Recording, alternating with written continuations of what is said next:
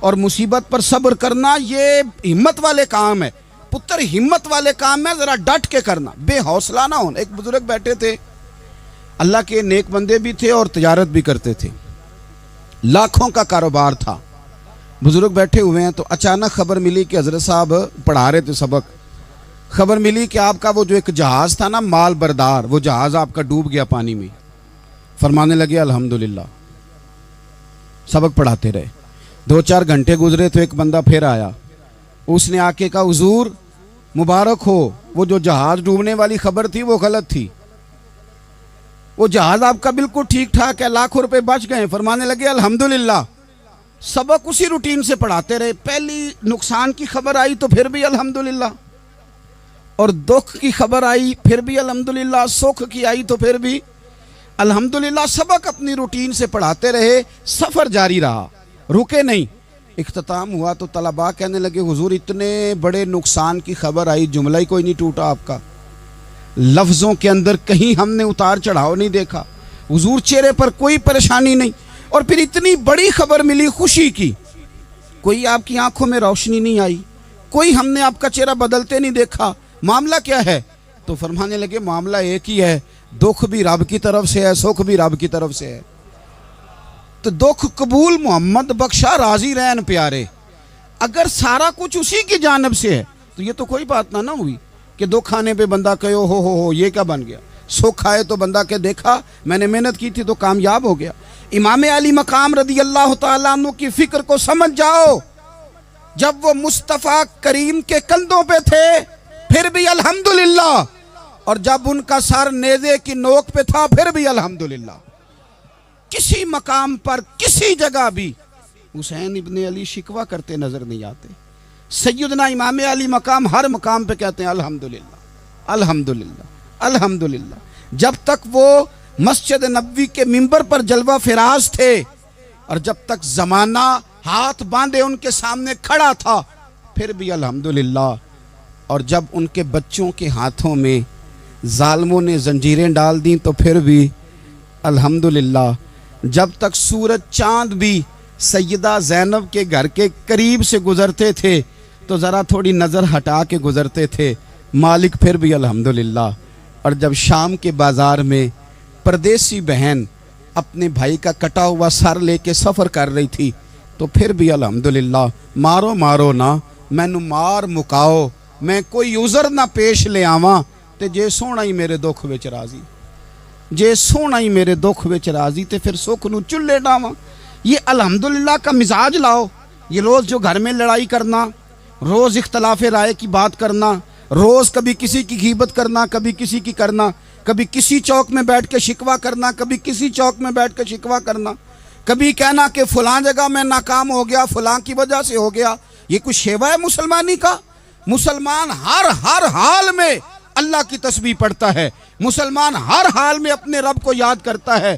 وہ کہتا ہے بہار ہو کے خزاں لا الہ الا اللہ، خودی کا سر نہاں لا الہ الا اللہ، خودی کا تیغ فساں لا الہ الا اللہ۔ اور اگرچہ بت ہیں جماعت کی آستینوں میں، اگرچہ بت ہیں جماعت کی آستینوں میں، پر میری مجبوری ہے نا، مجھے ہے حکم اذاں لا الہ الا اللہ۔ اپنی ڈیوٹی کرتا ہے، وہ اپنے کام لگا رہتا ہے۔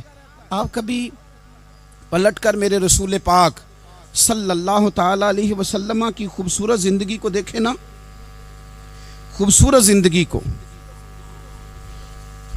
میں کیا کروں، ہمارے مزاجوں میں باتیں ایسی آتی جا رہی ہیں، ہم انتظار کرنے کو تیار ہی نہیں۔ ابھی محنت کیا تو شام کو رزلٹ آنا چاہیے۔ جو پوری 5 دن نماز پڑھ لیتا ہے وہ کہتا ہے ابھی میں ولی نہیں بنا، اتنے دن ہو گئے نماز پڑھتے۔ جو پورا 40 دن پراپر طریقے سے درود پاک پڑھ لیتا ہے وہ کہتا ہے دیکھو مجھے ابھی تک زیارت ہی نہیں ہوئی نبی پاک صلی اللہ علیہ وسلم۔ جو ابھی کل آیا ہے اور کل ابھی اس شخص نے آ کر کے شروع کیا ہے سلسلہ، تو کہتا اوہو میرا معرفت والوں میں نام کب آئے گا؟ وہ بھائی لوگوں کی زندگیاں گزر گئی، لوگوں کے احوال گزر گئے۔ میں بیٹھا تھا بزرگوں کی خدمت میں، تو ایک شخص نے آ کے کہا حضور میں آپ کے لیے سلام لایا ہوں فلاں عظیم ہستی کا۔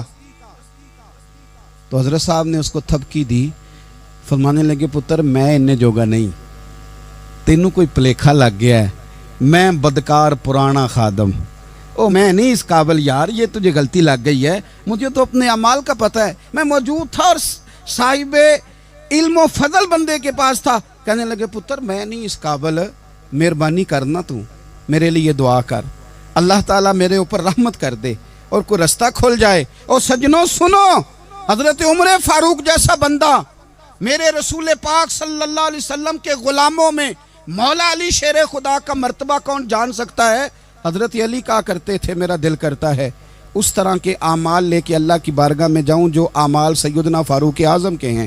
اتنا صالح بندہ، اتنا پرہیزگار بندہ، لیکن حضرت عمر فاروق کے انتقال کا وقت آیا تو لوگ ان کی تعریفیں کرنے لگے، عمر کی بڑی بات ہے، عمر کی بڑی بات ہے۔ تو حضرت عمر رو پڑے، فرمانے لگے میرے لیے دعا کرو، مجھے درجہ کوئی بھی نہ ملے، بس میریاں نیکیاں اور بدیاں برابر برابر ہو جائیں، میں معاف کر دیا جاؤں، نیکی اور بدی برابر برابر ہو، چھوڑ دیا جاؤں۔ درجوں کا تو معاملہ بڑا آگے کا ہے، اتنی جلدی، اتنی سپیڈ، اتنی ہمیں جلد فٹافٹ ہو جائے، سویرے ہو جائے۔ آپ اپنی جد و جہد تو کریں، آپ تھوڑا پلٹ کے تو دیکھیں، آپ دیکھیں کہ لوگ میدانوں میں رہے، میدانوں میں رہے، حضرت خالد بن ولید میدان میں رہے، حضرت سعد بن ابی وقاص میدان میں رہے، حضرت سیدنا ابو عبیدہ بن جراح میدان میں رہے، یہ لوگ ہمیشہ میدانوں میں رہے، اپنی اپنی ڈیوٹی کر کے چلے گئے، اسلام پھیلتا رہا، اپنی اپنی ترتیب سے آگے جاتا رہا، اپنے اپنے رنگ میں اللہ تعالیٰ لوگوں کو دین کی سمجھ عطا کرتا رہا۔ جلدی بڑی ہے، بہت جلدی ہے، شارٹ دروازہ چاہیے، صبر ہی کوئی نہیں، استقامت ہی کوئی نہیں، فٹافٹ ہو جائے۔ بہت سارے لوگ آ کے کہتے ہیں حضرت صاحب نماز تو پڑھنے لگا ہوں، روزہ تو رکھنے لگا ہوں، داڑھی بھی میں نے رکھ لی ہے اور آپ کے پاس بھی آتا ہوں، اب کوئی نگاہ کر دینا۔ تو میں کہتا ہوں یہ جو نماز آپ نے شروع کی ہے یہ بغیر نگاہ کی ہو گئی ہے، یہ جو آپ آنا شروع ہو گئے ہیں تو اس کو آپ نگاہ نہیں سمجھتے، اور یہ بھی میری نگاہ نہیں، پریشان نہ ہو جائیے گا، یہ بھی اللہ رسول کی نگاہ ہی ہے۔ او خدا کے بندو، تھوڑا سا اپنی زندگی میں صبر اور استقامت کو لاؤ، تھوڑا رستے پہ چلنا سیکھو۔ اور میں آپ کو ایک بات عرض کروں، ہمارے صوفیاء نے ایک باریک نقطہ بھی بیان کیا، وہ کہتے ہیں یہ جو وصال ہے نا، وصال، یہ تو اختتام ہے، ملاقات تو فنا ہے، جو مل گیا وہ تو گیا، جس کی ملاقات ہو گئی وہ تو گئے تھے نا جناب موسیٰ ملنے، پھر کیا ہوا تھا؟ جس کی ملاقات ہو گئی وہ تو گیا۔ اصل کام کیا ہے؟ اصل کام اس کے رستے میں رہنا ہے، اصل کام تو یہ ہے کہ تو اس رستے پہ ہے کہ نہیں، جس رستے پہ تجھے کھڑا کیا تھا، ان راہوں کا تو مسافر ہے کہ نہیں، تو نقش قدم تلاش کر، نقش قدم۔ ایک شاعر سیرت نگار بھی تھے، سمجھ لیں انہوں نے سیرت نگاروں کو بھی دیکھا، عشاق کو بھی دیکھا، رسول اللہ کے غلاموں کو دین کی نوکری کرتے بھی دیکھا، 40 سال حدیثیں پڑھاتے بھی دیکھا، نبی پاک کے نام پہ گلی گلی نگر نگر جاتے آتے بھی دیکھا، حضور صلی اللہ علیہ وسلم کی باتیں کرتے دیکھا۔ تو کسی نے ان سے پوچھا حضور تک رسائی بھی ہوئی ہے؟ تو وہ سرکار کی بارگاہ میں مخاطب ہو کے کہنے لگے تیری معراج کہ تو جانے کہاں تک پہنچا، یا رسول اللہ معراج کی رات آپ کہاں تک گئے کوئی پتہ نہیں، کہنے لگے وہ تیری معراج کہ تو جانے کہاں تک پہنچا، اور میری معراج کہ میں تیرے خاک قدم تک پہنچا۔ میرے لیے تو اتنا کافی ہے کہ محبوب وہ جو تیرے قدموں سے کبھی گرد لگتی تھی مدینے کی، اگر میں وہاں تک چلا جاؤں تو میری تو معراج ہو گئی، میرا تو معاملہ حل ہو گیا، میں یہاں تک آ گیا تو ختم ہو گئی بات۔ تھوڑا سفر کریں، ایک تو یہ دیکھیں آپ کہ آپ کتنے بھی بڑے ہیں، کتنے بھی عظیم ہیں، کتنے بھی لائق ہیں، کتنے بھی نیک ہیں، پھر بھی آزمائش زندگی کا حسن ہے۔ میں مسافر ہوں، کوئی زندگی کے 11-12 سال ہو گئے مجھے سڑکوں پہ وقت گزارتے، تو میں بہت سارے لوگوں سے میں نے بڑا کچھ سیکھا ہے، میری جو گاڑی چلانے والے لوگ ہیں ان سے بھی میں نے بڑا کچھ سیکھا ہے۔ ایک میرا دوست تھا تو میں نے اس سے کہا کہ میرا خیال ہے موٹر وے پہ آپ کو گاڑی چڑھا دی جائے تو آپ کے لیے آسان ہے، تو کہنے لگا پیر صاحب ہے موٹر وے اوکھی جے چلانی۔ میں نے کہا وہ کس طرح؟ وہ کہنے لگے کہ موٹر وے پہ نا گاڑی چونکہ نہ کوئی سپیڈ بریکر ہے، نہ موٹر وے پہ کوئی چنگچی والا آگے آتا ہے، نہ زیادہ رش ہوتا ہے، تو سیدھی سیدھی چلاتے رہتے ہیں تو نیند آنے لگ جاتی ہے۔ اگر بار بار آئے نا سپیڈ بریکر اور بار بار بریک لگے تو آنکھ ذرا کھلی رہتی ہے۔ تو مجھے مسئلہ سمجھ میں آ گیا، میں نے کہا اس کا مطلب یہ ہے इसका माना यह है कि जिनकी ज़िंदगी बिल्कुल सुखों में गुजरती रहती है ना, आराम पसंद हो जाते हैं। जिनकी ज़िंदगी बिल्कुल आसानियों में बीती है वो आराम पसंद हो जाते। और अगर कभी कभी स्पीड ब्रेकर भी आए, कभी को दुख भी देखना पड़े, कभी कोई अपनों बेगानों की बात भी सुननी पड़े, कभी कोई करीब आता दूर जाता दिखाई भी दे, कभी कोई बीमारी तंदुरुस्ती, ये हालात बदलते रहें, दिन तब्दील होते रहें, तो फिर लुत्फ बड़ा आता है, फिर मज़ा बड़ा आता है। वो किसी ने कहा था, लगा ना जदों मैदान अजल दा ते लोकी चोरां वांग सुधाए। किसी ने लुट लई इलम जवानी, किसे हासे चोली पाए। आजम वेख जहालत साडी, असी इश्क खरीद ले आए। वेख ना जहालत साडी, असी इश्क खरीद ले आए। और फिर कहने लगे, किसे दे सिर दस्तारे इमामत, उस इलम पढ़ावन सीखे है, ते किसे ने पहने है फकर दा चोगा, उस जोहद कमावन सीखे है। आजम वेख नसीबा साडा, असी यार मनावन सीखे है। तू वेख नसीबा साडा, असा यार मनावन सीखे है। मेरे अजीज, जिंदगी के अंदर देखो, कायनात में सबसे ज़्यादा महबूबियत मेरे रसूल पाक की है। मेरे नबी पाक सल्लल्लाहु अलैहि वसल्लम की जुल्फ़ की बात भी मेरा रब करता है, हुजूर की आँखों की बात भी मेरा रब करता है, हुजूर सैयद आलम के चेहरा वद्दुहा की बात भी करता है, जुल्फ़े वल्लैल की बात भी अल्लाह करता है। मेरा रब रसूल पाक सल्लल्लाहु अलैहि वसल्लम के सीना अलम नशरा की बात भी करता है, पेशानी वल फजर की बात भी करता है, हुजूर की आंखें माज़ागल बसर की बात भी करता है। इतनी महबूबियत कि रसूल पाक चलें तो अल्लाह उसकी बात भी करे, हिजरत करें तो उसकी बात भी करे, जिस शहर में हुजूर रहें उसकी कसम उठाए। और हाल पता क्या है कि महबूब पैदा नहीं हुए तो बाप चले गए। अभी उम्र छोटी थी, माँ की खुल के ज़ियारत होना थी कि अम्मा भी चली गई। दादा कंधों पे खिलाया करते थे, तो तारीख कहती है कि दादा का जनाजा उठा तो पीछे पीछे हुजूर भी आंसू बहा रहे थे। एक वफादार बीवी मिली तो अपने वक्त पे सैयदा खतीजा भी चली गई। एक टाइम आया तो जनाब अबू तालब भी रुखसत हो गए। मक्के से हुजूर को इतना प्यार था वो छोड़ना पड़ा। सादिक और अमीन कहने वालों ने हुजूर की दावत को कबूल करने से इनकार कर दिया, तो रसूल करीम ने अपनी पेशानी पर किसी किस्म का कोई शिकन नहीं आने दिया। रसूल पाक मदीने आए तो लोग तलवारें लेके बदर में आ गए लड़ने, शहीद करने। हुजूर वहां भी कोई परेशान नहीं होते। मैदान उहद आया तो नबी पाक ने अपने चचा को कटे हुए वजूद में देखा, निकली हुई आंखों में देखा, कटे हुए होंठों में देखा। किसी जगह मेरे रसूल पाक सल्लल्लाहु ताला अलैहि वसल्लम शिकवा करते दिखाई नहीं देते। हुजूर की वो बीवी सैयदा आयशा सिद्दीका रदी अल्लाह ताला अन्हा, जिनकी पाकी का रब बयान करे, उन पर मुनाफिकीन ने इल्जाम लगा दिया। इतने पाक घराने पर लोगों ने उंगली उठाई।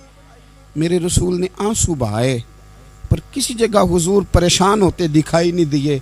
हम ढूंढने लगे, तलाश करने लगे। जब दरवाज़ा रसूल पे गए तो हुजूर खुद बोले, मेरे रसूल फरमाने लगे, मेरे गुलामों याद रखना, ये सब्र मेरी चादर है, ये सब्र मेरी चादर है, ये हौसला मेरी चादर है। सैयदा आयशा सिद्दीका रदी अल्लाह ताला अन्हा फरमाया करती थी, लोगों मुझे अल्लाह की इज्जत की कसम, मैंने हुजूर से बढ़कर किसी को सब्र करने वाला नहीं देखा, किसी को हौसला करने वाला हुजूर से बढ़ के नहीं देखा। उम्मत को क्या हो गया? ये चौराहों पे लड़ रही है, चौकों पे लड़ रही है, घर हैं कि फसाद के आईनादार बने हुए। लोग आके रो पड़ते हैं कि जनाब भाइयों का सलूक नहीं, कोई दुआ कर दें। रो पड़ते हैं जनाब अब्बा के साथ भी लड़ाई हो जाती है, कोई तावीज़ दे दें। ज़रा ज़रा हौसला नहीं, सब्र नहीं। किसी जगह ठहरना तो सीखो मेरे अजीज़, किसी जगह ओ यारो आओ ना। मैदान करबला के दो सबक, इस्तकामत और सब्र। कितना दर्जा है सैयदना बिलाल हबशी का। मैं तकरीर कर देता हूँ, आप सुन लेते हैं, लेकिन कभी वो अंदाज भी तो देखो ना। हज़रत बिलाल, ओ मेरे दोस्त, जेल के अंदर बंदे के हाथ नहीं बांधे जाते, पैर नहीं बांधे जाते, पर लोग जेल में रोते हैं, तड़पते हैं। सैयदना बिलाल कहते हैं, मैं कलमा पढ़ता था, रात उमैया मुझे बांध के रखता था, और सवेरे जब पत्थर अच्छी तरह तप जाते थे ना, तो ला के बाहर मुझे पत्थरों पे लिटा देता था, और मेरे वजूद पर भारी भरकम पत्थर रख देता था। سننا ذرا، تصور میں لانا بلا میں کیا کہنے لگا ہوں۔ حضرت حسان بن ثابت رضی اللہ تعالیٰ عنہ فرماتے ہیں میں مکہ مکرمہ آیا حج یا عمرے کے لیے، تو میں نے مسجد نبوی کے جو آج مؤذن بلال ہیں، میں نے ان کا یہ رنگ دیکھا کہ مکے کے بچوں نے ان کے گلے میں رسی باندھ کے نا تو ہاتھوں میں پکڑی ہوئی، اور مکے کے بازاروں میں نا ان کو کھینچتے ہیں لے جاتے ہیں۔ میں نے ایک شخص سے پوچھا یہ کیا ماجرا ہے، کیا معمہ ہے؟ تو بتانے والوں نے بتایا کہ یہ کالے رنگ کا حبشی غلام مار سارا دن کھاتا ہے، اس کے ساتھ لوگ وہ سلوک کرتے ہیں جو اذیت ناک اور خوفناک ہے، سارا دن مار کھاتا ہے پر اپنی زبان پہ خدا کا نام لیتا رہتا ہے، محمد مصطفیٰ کا نام لیتا رہتا ہے۔ او تینوں لب دیاں آپ گواچے، سانو اپنی خبر نہ کوئی، اویخنا ساتھوں پارے نی ککھ گلیاں، ہن تے آخ دے لوگ شدائی، اسی ننگ نموس دا ساڑ کے چولا، گل پہنے ہے تاج گدائی، اوے سجنا اپنا آپ گوایا ہے تاں یار نے چاتی پائی۔ بھائی اس طرح کا لوگوں نے بھی انداز دیکھا، لیکن ہمارا یہ حال ہے کہ کسی جگہ بھی ٹھہراؤ نہیں، کسی جگہ بھی ٹھہراؤ نہیں، کسی جگہ بھی صبر نہیں، کسی کام پر بھی استقامت نہیں۔ ہماری دوستیاں روز ٹوٹتی ہیں، تعلقات روز کمزور پڑتے ہیں، ہم بڑے جوش کے ساتھ آگے بڑھتے ہیں اور بڑے بڑے اعلانیہ وعدے کرتے ہیں۔ کون سی چیز ہے جو ہمیں کمزور کر دیتی ہے؟ سوائے اس کے کہ ہمارا نفس کمزور ہے، سوائے اس کے کہ ہمارا نظریہ کمزور ہے، سوائے اس کے کہ ہمارے اندر وہ طاقت نہیں جو ہمیں استقامت پہ لا کے کھڑا کرے، جو ہمارے اندر حوصلہ پیدا کرے۔ یاد رکھنا میدان کربلا کے اندر حضرت سیدنا امام حسین رضی اللہ تعالیٰ عنہ کا جو حوصلہ تھا وہ اتنا مثالی تھا، اتنا مثالی تھا، اتنا مثالی تھا۔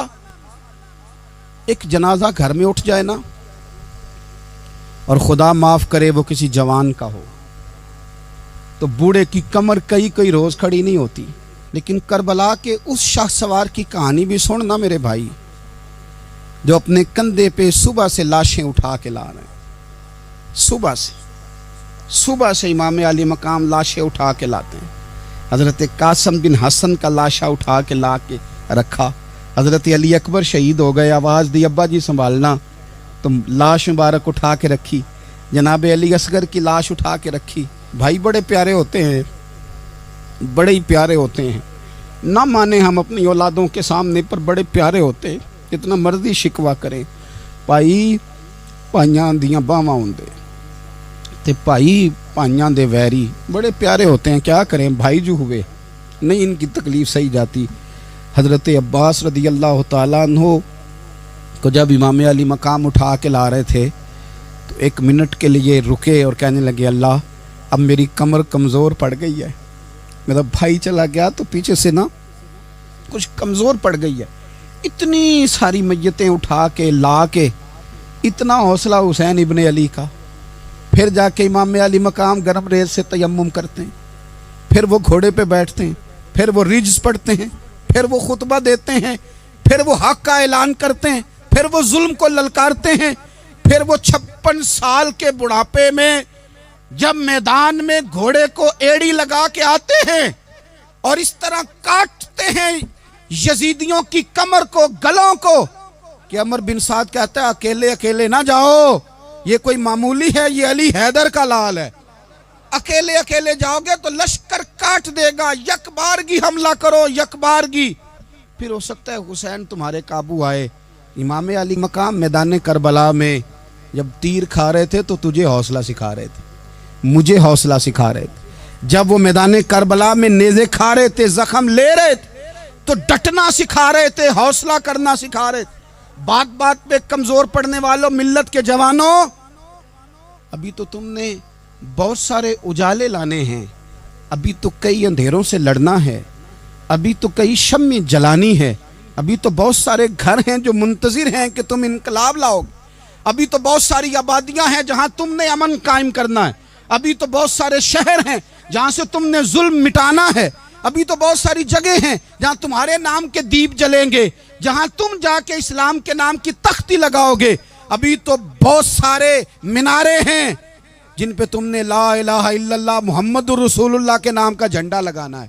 ابھی تو آگے بڑھنا ہے, ابھی تو بہت سارا کام کرنا باقی. اقبال کہنے لگے کہ وقت رخصت ہے کہاں, کام ابھی باقی ہے, اور لوگوں نور توحید کا اتمام ابھی باقی ہے. اور ایک شاعر اور بولے, وہ کہنے لگے مسلمانوں نہ گھبراؤ, خدا کی شان باقی ہے, ابھی اسلام زندہ ہے, ابھی قرآن باقی ہے. کافر کیا سمجھتے ہیں جو ہم سے روز الجھتے ہیں, ابھی تو کربلا کا آخری میدان باقی ہے, ابھی تو بڑھنا ہے, آگے سفر کرنا ہے. کمزور نہ پڑیں. اپنی زندگی کے اندر کسی جگہ بھی بیماری بھی آ جاتی ہے, تکلیف بھی آ جاتی ہے, آزمائشیں بھی آ جاتی, غریبی بھی آ جاتی, یہ آنے والی چیزیں ہیں تو آ جاتی. اپنی زندگی میں صرف 2 4 5 چیزوں کو لاگو کر لیں. ایک تو مخلص زندگی گزاریں, ریاکار زندگی نہ گزاریں. جو لوگ ریاکار ہوتے ہیں وہ بزدل ہوتے ہیں, جو ریاکار ہوتے ہیں وہ دکاندار ہوتے ہیں, جو ریاکار ہوتے ہیں وہ اداکار ہوتے ہیں, جو ریاکار ہوتے ہیں ان کے پاس ایک کریکٹر رہ جاتا ہے, اندر ان کے کچھ بھی نہیں ہوتا, خالی ہو جاتا ہے سارا. زندگی میں مخلص بنیں گے تو دلیر ہو جائیں گے. اخلاص کے ساتھ آپ زندگی میں سفر کریں, آپ مخلص ہو جائیں. میرے رسول پاک صلی اللہ علیہ وسلم نے فرمایا مخلص ہو جاؤ, اللہ کے رضا والے ہو جاؤ, مخلص ہو جاؤ, تمہارا تھوڑا عمل بھی تمہارے لیے زیادہ ہو جائے گا, تمہیں کفایت کر جائے گا تھوڑا عمل. اللہ کے علاوہ کسی سے ڈرنا چھوڑ دیں, غیر کا خوف دل سے نکال دیں, خوف نکال دیں. اپنی زندگی میں غیر کا خوف نکال دیں, نکال پھینکیں آپ امیروں کا خوف, نکال پھینکیں دنیا کیا کہے گی. یاد رکھنا عزتیں بھی رب دیتا ہے, ذلتیں بھی اس کی مشیت کا تقاضا ہوتی ہیں, رزق کا مالک بھی اللہ ہے. حضرت مولا علی سے کسی نے کہا کہ آپ اپنے ساتھ ہارس کیوں نہیں رکھتے, گن مین کیوں نہیں رکھتے, باڈی گارڈ کیوں نہیں رکھتے؟ تو حضرت علی فرمانے لگے موت سب سے بڑی محافظ ہے, وقت سے پہلے آتی نہیں, آ سکتی نہیں. آپ غیر کا خوف نکال باہر پھینکیں. ایک جملہ میدان کربلا میں امام حسین نے کہا تھا, ایک جملہ, اور وہ جملہ اتنا طاقتور ہے کہ اگر سونے کے پانی سے لکھا جائے, ہیروں سے تولا جائے تو یہ ساری چیزیں کمزور پڑ جائیں. امام علی مقام میدان کربلا میں جب گھوڑے پہ سوار ہوئے, اللہ اکبر کہہ کے میدان میں آئے, اور آپ نے یزیدیوں سے کہا کہ تم ظالم ہو, جابر ہو, فاسق ہو, اطاعت تمہاری نہیں قبول کی جائے گی, اب بتاؤ لڑنا ہے کہ کیا کرنا ہے. جب وہ لڑنے کے لیے میدان میں آئے تو امام نے ایک جملہ کہا, فرمانے لگے لوگوں گواہ رہنا, آج میں نے عزتیں خرید لی ہیں اور ذلتیں دور کر دی ہیں. عزت ہے ہمارے پاس, عزت, ذلت دور ہو گئی. اگر اس کے ظلم سے چھپ کے بیٹھ جاتے, اگر ان تلواروں کے سامنے کمزور پڑ جاتے, اگر اس بڑے لشکر کو پیٹھ دکھا دیتے, تو یہ عزت والا معاملہ لوگوں ہم نے عزتوں کا سودا کیا, ہم نے ذلتیں بھگا دی, ہم نے وہی سودا کیا جو ہمارے اجداد کا طریقہ تھا, جو ہمارے اسلاف کا طریقہ تھا, جو طریقہ ہم نے علی المرتضیٰ سے سیکھا تھا اور نبی مصطفیٰ سے سیکھا تھا, وہ طریقہ ہم نے کر دکھایا. اللہ کے غیر کا خوف نکال پھینکے زندگی. اور تیسری بات, ہدف مقرر کریں. ہدف مقرر کریں. آپ کیا ہیں؟ آپ دین کے دائی ہیں, آپ دین کے مبلغ ہیں, آپ دین کو مالی سپورٹ کرنے والے ہیں, آپ اخلاقی سپورٹ کرنے والے ہیں, آپ ایک تاجر ہیں, آپ کس طرح کر کے میدان میں ہیں, آپ ایک ویلفیئر شخصیت ہیں, لوگوں کا بھلا کرنے والے, آپ کیا ہیں؟ اپنی زندگی میں اپنے اہداف مقرر کریں. بے معنی بے مقصد زندگی نہ. ہم نے ہدف بڑا چھوٹا مقرر کیا. ایک بندے کا ہدف ہے کہ میں نے کروڑ پتی بننا ہے, بن گیا وہ کروڑ پتی, اب کیا کرے؟ اب وہ ٹینشن میں ہے, کیا کروں؟ ہدف چھوٹا تھا نا, وہ پورا ہو گیا. ایک بندے کا ہدف تھا میں نے بڑی دکان خریدنی ہے, خرید لی, اب کیا کرے؟ اب ٹینشن میں ہے, آگے کدھر جائے؟ ایک بندے کا ہدف تھا میں نے وزیر بننا, بن گیا. یہ چھوٹا ہدف ہے, یہ ہدف کبھی بھی آپ قبول نہ کریں. ایک ہدف وہ تھا جو یزید نے اختیار کیا کہ مجھے حکومت پہ بیٹھنا ہے. ایک ہدف وہ تھا جو عبید اللہ ابن زیاد کا تھا کہ مجھے گورنر بننا ہے. ایک ہدف وہ تھا جو عمر بن سعد کا تھا کہ مجھے رے کی حکومت لینی ہے. یہ ان لوگوں کے ہدف تھے. اور ایک ہدف حسین ابن علی کا تھا, امام علی مقام کا تھا کہ مجھے جبر کے سامنے ڈٹنا ہے, ظلم کے سامنے ڈٹنا ہے. امام علی مقام کا خون تو بہہ گیا, کربلا کی زمین تو رنگین ہو گئی, نہ عبید اللہ ابن زیاد کی گورنری بچی, نہ شمر کو حکومت ملی, نہ یزید کچھ کما سکا, نہ زیاد کا وہ ظلم رہا نہ یزید کی وہ جفا رہی، جو رہا تو نام حسین کا، جو رہا تو نام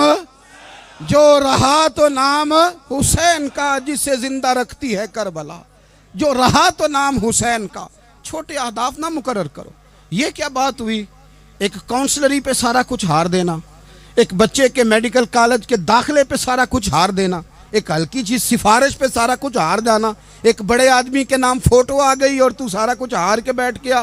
نہ اپنی قیمت تھوڑی نہ لگا، جگہ جگہ نہ بکا کر، جگہ جگہ نہ بکا کر، جگہ جگہ نہ اپنے آپ کو سیل کیا کر۔ ہمارے سودے ہو گئے، ہمیں حضور نے خرید لیا، مدینے کی گلی میں سودا ہو گیا۔ سودا کس نام پہ ہوا؟ کس نام پہ ہوا؟ ہم نے صرف اتنا کہا کہ یا رسول اللہ میدان محشر کہہ دینا کہ وہ دیکھو ہمارا غلام آ رہا ہے۔ بس اتنی سی بات پہ سودا ہوا، بک گئے، طے کر لیا، اس کو معراج سمجھا۔ بھائی کمزور کیسے پڑ گئے ہم؟ کس مقام پہ کمزور پڑ گئے؟ کہاں جا کے ہمارے اندر کمزوری آئی؟ استقامت، صبر، حوصلہ، ڈٹنا، مضبوط ہونا۔ ہم نا سوشل میڈیا دیکھ کے رائے قائم کرتے ہیں، آج کل یہ ہو رہا ہے تو لہذا اب بھی یہ کر دیں، کل وہ ہو رہا ہے تو لہذا اب بھی وہ کر دیں۔ ہمارا نظریہ کتاب و سنت ہے، ہمارا نظریہ وہ ٹرینڈ نہیں جو آج کل فلانی جگہ پہ چل رہا ہے۔ ہمارا نظریہ ہمارے بزرگوں کے 1400 سالہ نظریات ہیں۔ آپ 4 5 6 خبریں دیکھ کے نظریہ نہ بنایا کریں، نظریہ اللہ کی کتاب دیکھ کے بنائیں، رسول اللہ کا فرمان دیکھ کے بنائیں۔ 5 7 10 20 اینکر جہاں آپ کو لے کے جائیں وہ والا ذہن نہ بنائیں، ذہن وہ بنائیں جو ذہن ہمیں سیدنا امام حسین نے عطا فرمایا ہے۔ اپنی زندگی